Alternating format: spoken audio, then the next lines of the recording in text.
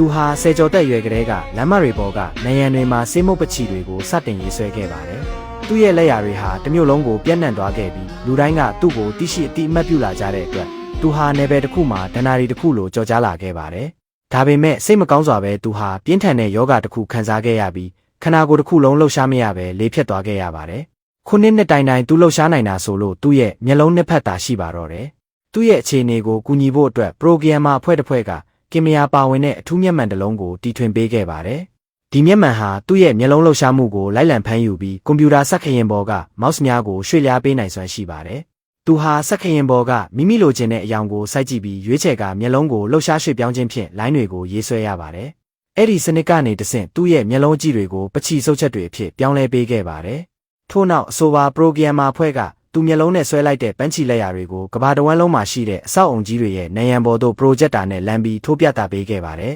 ။ဒါကြောင့်သူဟာဆေးရုံကူတင်ပေါ်မှာလဲလျောင်းနေရယုံတင်မကပဲသူ့ရဲ့အမှုပညာတွေကိုကမ္ဘာသိအောင်ထပ်မံဖန်တီးနိုင်ခဲ့ပါတယ်